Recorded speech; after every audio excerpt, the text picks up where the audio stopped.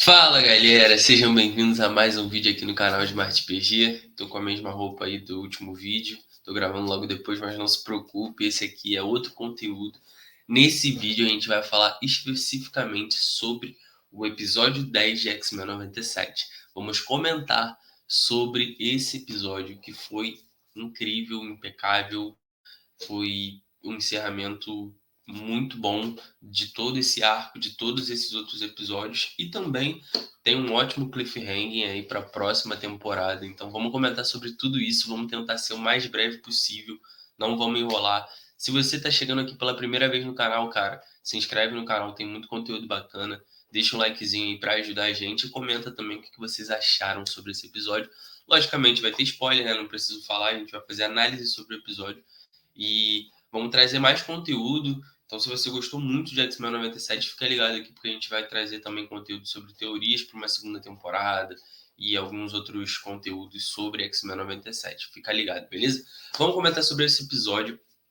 Depois do episódio 9, onde a gente tem aquela bombástica cena do final, onde o Magneto arranca todo o adamante do corpo do Wolverine. A gente vê que nesse momento o Wolverine está desacordado, né? Provavelmente num período ali onde o seu fator de cura está no auge, ele tentando salvar ele. A gente vê durante o episódio que ele está ali numa batalha contínua para tentar sobreviver. E dentro disso, o Xavier conseguiu, nessa frecha, entrar na mente do Magneto. Ah, PG, pô, eu vi muita gente mesmo comentando que, pô, não gostou porque não ficou explícito em que momento o Xavier tirou o capacete da cabeça. Gente, eu acho que tem coisas assim que não são erro de continuação, são coisas que a gente não precisa ver para entender, sabe? Tem também, sim, a gente tem que também entender o que, que a gente quer. Tem gente que reclama muito daquela série que sabe, deixa tudo à mostra pra gente, meio que chamando a gente de burro, falando, explicando tudo, e tem gente que não gosta quando não deixa explícito. Cara, ali tava claro que na brecha onde o Magneto tava ali, acabando tirando todo o adamantio ali do Wolverine, que era um momento onde ele precisava de, sabe, usar os seus poderes ao máximo ali, porque realmente é muito complicado fazer isso, ainda mais para um outro mutante que tem fator de cura, com toda a pressão que estava ali. Foi uma brecha que o professor Xavier conseguiu tirar o capacete e pronto. Não precisa mostrar isso em cena, tá ótimo, a gente consegue entender. E aí começa o episódio com o Xavier relembrando momentos do passado, quando ele e o Magnus se conheceram no começo lá da jornada deles, quando eles eram jovens ainda, e conversando e tudo mais. É, e aí a gente vê que o episódio ele vai ter muito isso, né? A gente vai ver essa caminhada aí do Xavier junto com o Magneto para tentar fazer com que ele retorne à vida, né? Depois que o Xavier entrou na mente do Magneto para poder fazer com que ele reenergizasse a Terra, digamos assim, né? Voltasse a dar energia à Terra. Ele sabia que ele, naquele momento ali ele teria acessado um lado escuro do Magneto, onde ele precisaria ajudar o Magneto ali naquele momento ali para retornar suas memórias e voltar à vida. Então Xavier ele ficou disposto ali, inclusive tem uma fala muito bonita que ele fala que estará do lado dele, sabe, o tempo todo, mesmo que ele se afogue ali, que fique perdido junto com ele, ele não vai abandonar o seu irmão, a sua família, né? Mostrando que o Xavier, por mais que tenha acessado ali a mente do Magneto, que era um combinado entre eles de nunca fazer isso, ele fez isso por um motivo maior, mas ele não ia abandonar o amigo dele, ele não ia deixar o amigo dele ali para morrer, ele ia estar ali junto com ele o tempo todo, mesmo que fosse necessário ele morrer junto com o amigo dele.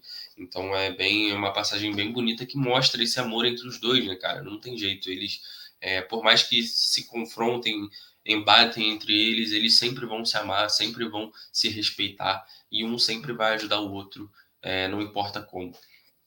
E, e durante esse tempo, né, quando a gente retorna com a energia para o mundo, aí o Bastion, né, que é esse vilão aí com todos os sentinelas dele, ele retorna, né, de novo aos seus poderes, porque os sentinelas voltam à energia, e a gente vê que os sentinelas invadindo e, sabe, indo para todos os momentos do mundo, onde o Bastion, que conseguiu capturar ali alguns dos X-Men que foram atrás dele, e conseguiu capturar ali o Cable também, ele fala pro Cable que o plano dele não é só acabar com os mutantes, mas sim acabar com todos os seres humanos, porque os humanos também são uma ameaça para as máquinas, e ele quer um mundo dominado pelas máquinas. Então, a gente vê que o Bastion ele faz com que todos os Super Sentinelas voltem à sua programação e ataque não só os mutantes, mas os humanos também. E aí a gente vê um mar de referências aqui, de muito easter egg. A gente vê muito personagem aqui.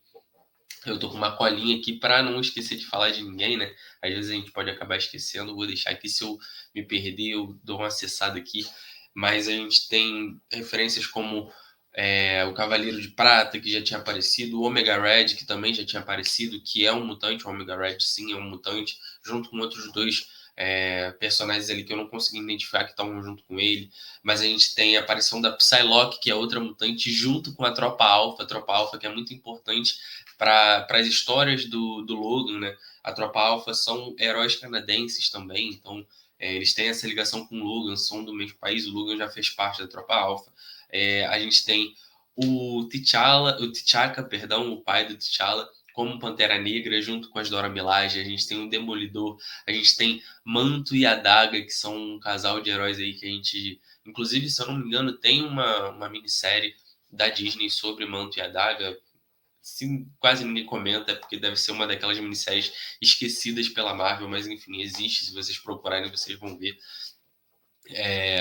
Cara, a gente tem um momento a aparição ali do Peter Parker junto com a Mary Jane e o Flash Thompson atrás também. Então, assim, tem muitas referências, muitos personagens. Deixa eu só ver se eu não deixei de falar alguém. A gente tem também, claro, o Capitão América e o Homem de Ferro aparecendo ao lado do presidente dos Estados Unidos. Eu acho que, assim, tá pintando um clima aí de que os Vingadores em algum momento vão ter algum embate com os X-Men. Eu tô sentindo isso. A gente já teve a aparição do Capitão América no episódio 7, no episódio 6, se eu não me engano, e com o escudo e tudo mais. E aí ele tem um embate com a vampira, né, fica revoltada com ele porque ele meio que mostra ali que ele é uma cadelinha do governo. Nesse episódio a gente também vê o Homem de Ferro e o Capitão América o tempo todo protegendo o presidente e meio que sendo capazes ali. Então tá gerando um clima aí, eu tô vendo que muita gente não tá gostando dessa caracterização, mas eu acho que pode ser um jeito de trazer um embate aí de Vingadores versus X-Men para o futuro, né?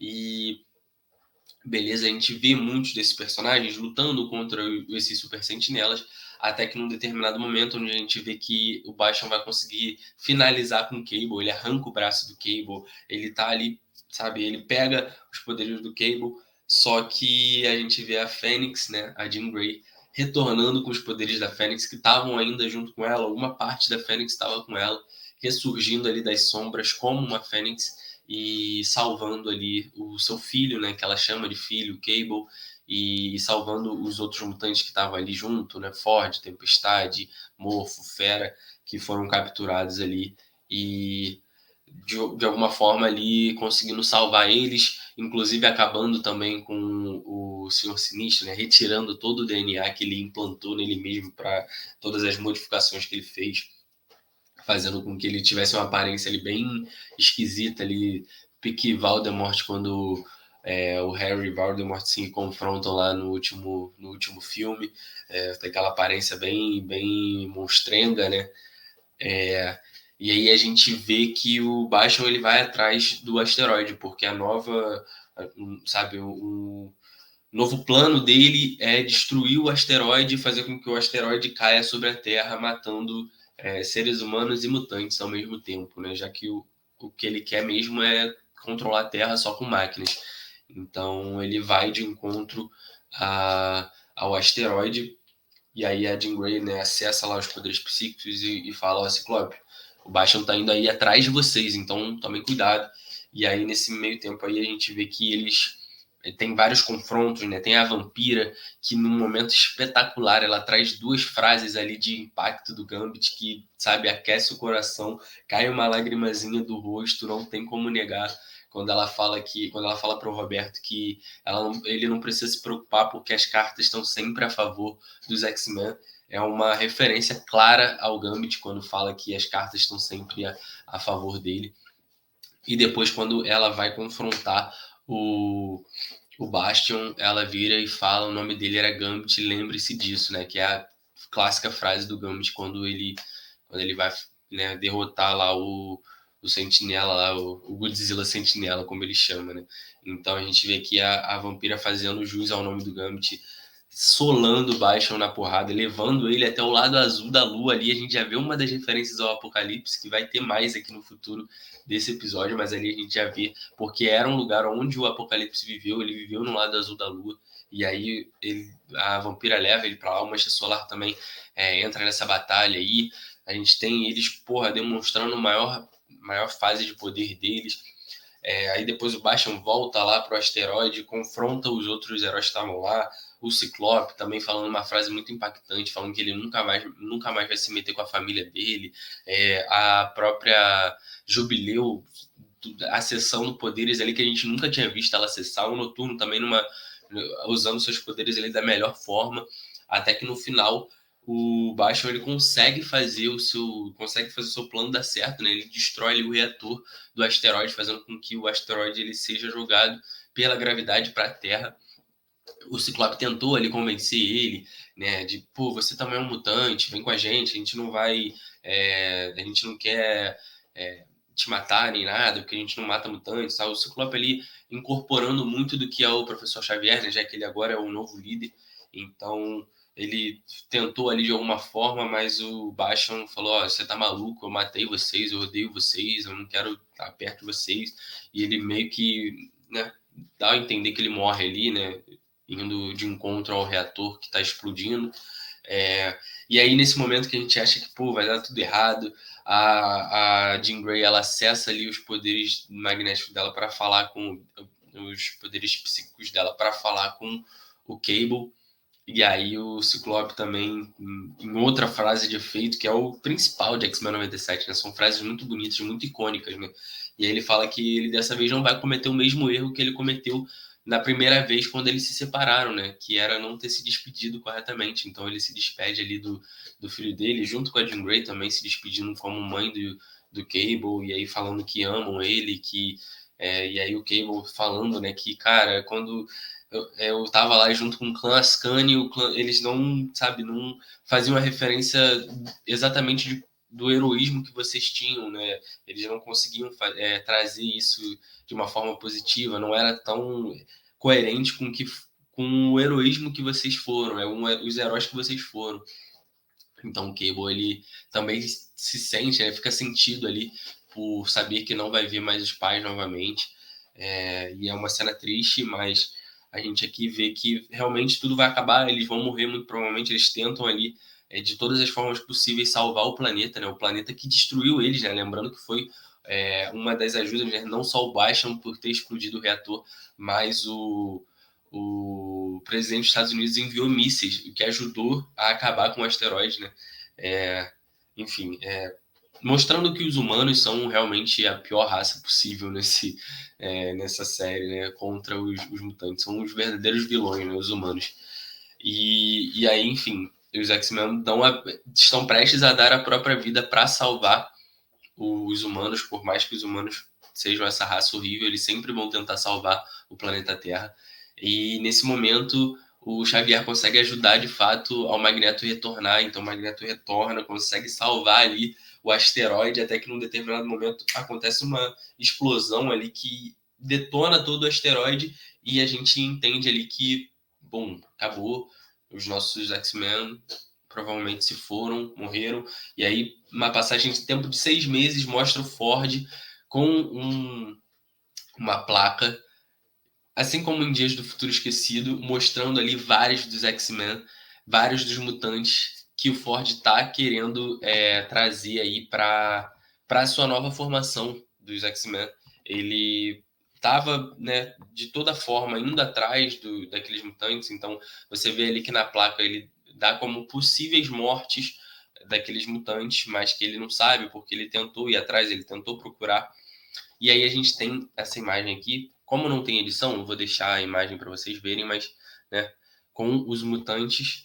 E aí eu vou ver aqui alguns mutantes que estão disponíveis para vir para os X-Men. Eu acho que isso é muito importante, porque muito provavelmente a gente vai ver esses mutantes numa próxima temporada. Então a gente vê aqui o irmão do Ciclope, a gente vê o Destrutor como disponível, a gente vê o Bob, o Homem de Gelo, disponível, a gente vê o Colossus disponível, a gente vê o Exodus disponível, a gente vê a Magia, que é a irmã do Colossus, né, a Eliana Rasputin, também disponível, a gente vê a Emma Frost disponível, a gente vê outros personagens aqui também que estão disponíveis para se tornar essa nova equipe que o Ford tá tentando montar ali. Nesse meio tempo, a gente ouve um radinho ali que mostra que o criador dos inimigos da humanidade, dos amigos da humanidade, perdão, o fundador desse clã que é, né, totalmente contra os mutantes, ele está se acendendo, muito provavelmente depois do presidente fazer essa cagada toda, né? Ele vai se tornar o novo presidente, então a gente sabe que os humanos vão ser ainda mais perigosos para os mutantes. Mas aí, como eu falei, cara, esses mutantes aqui são mutantes que com certeza todo mundo queria ver, cara. Colossus, Homem de Gelo, Destrutor, Emma Frost, Magia, são mutantes que são muito poderosos, que fazem parte de muitas das formações dos X-Men. Provavelmente vão se juntar ao Ford para ser uma nova equipe que não só vai combater os amigos da humanidade, mas que também vai tentar, de alguma forma, trazer de volta esses mutantes que se perderam. Cadê esses mutantes? Cadê os X-Men? Sumiram, né? Eles não sabem onde estão. Mas é interessante também que a gente tem dois personagens aqui que apareceram no decorrer desse episódio, assim como a Polaris, no momento ali de um flashback naquele momento, né, que o Xavier está acessando a mente do Magneto, a gente vê que ele lembra de algumas pessoas. E três dessas pessoas, além da vampira, né, são quatro pessoas dentro de um barco, a vampira e mais três. Esses três são os filhos dele.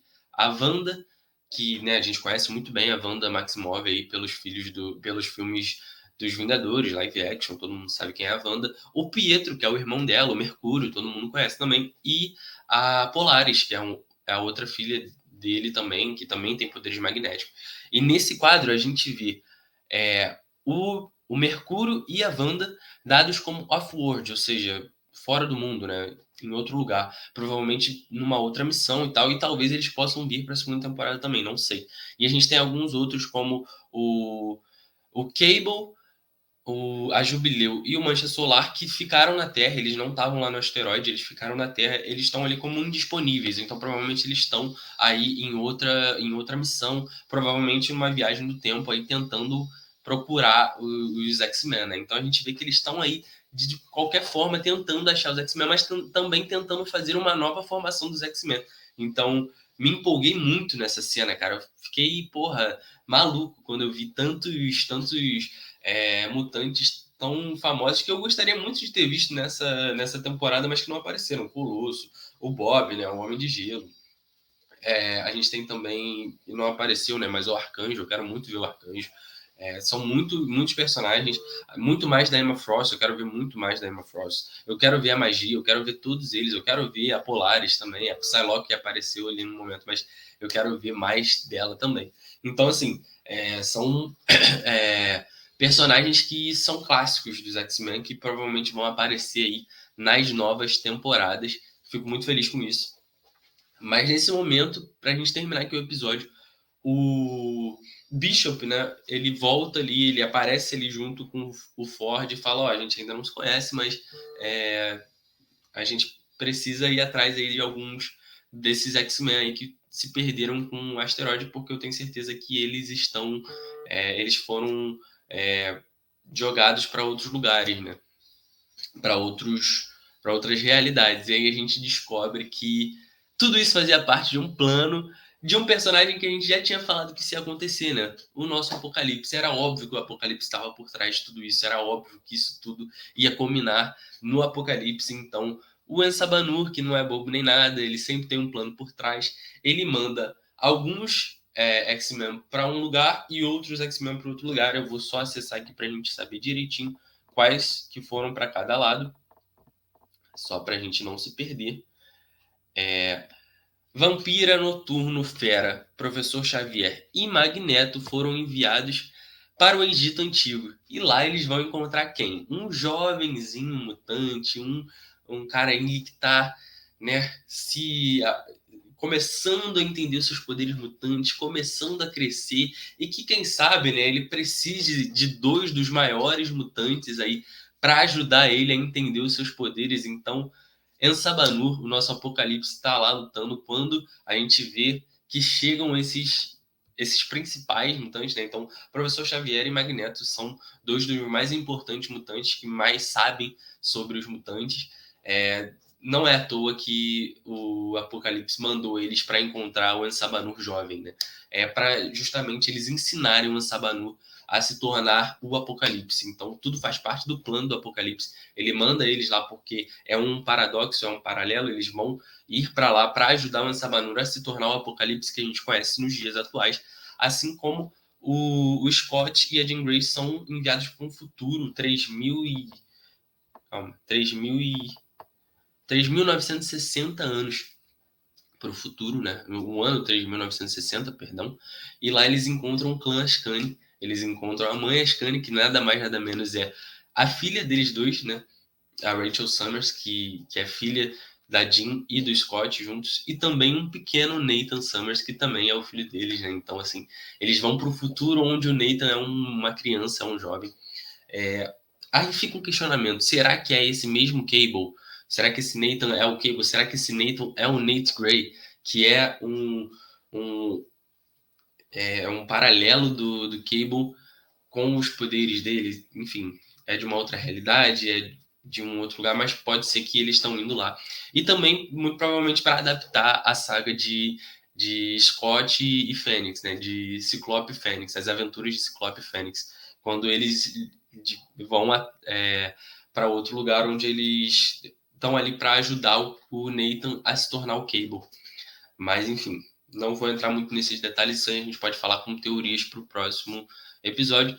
Termina o episódio e a gente tem a cena pós-créditos onde o Apocalipse vai lá para Genosha e ele fala tanto sofrimento para os meus filhos, tanta dor, e aí ele pega uma das cartas ali do Gambit e fala tanta morte, fazendo a clássica referência de que a gente já sabia, né? Uma teoria que eu já dei aqui em alguns outros episódios, que sim, a gente vai ter a volta do Gambit como morte, como um cavaleiro do Apocalipse, mais um deles. Tem alguns personagens que estão sumidos aí. A gente tem a Tempestade, a gente não sabe para qual linha temporal ela foi enviada. O Wolverine, a gente também não sabe. Pode ser que os dois tenham sido enviados para a mesma linha temporal, aquela linha temporal que a gente vê lá nos anos 90, onde não tem Professor Xavier, onde o Magneto ele tá lá e tá comandando. Pode ser que eles foram enviados para aquela linha temporal? Pode ser, mas não creio muito nessa hipótese. E também tem o Morfo, né? São esses três personagens que estão desaparecidos.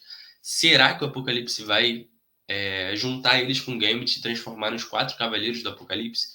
É uma teoria. Eu acho uma teoria mais plausível do que Wolverine e Tempestade indo para uma outra, para um mundo alternativo.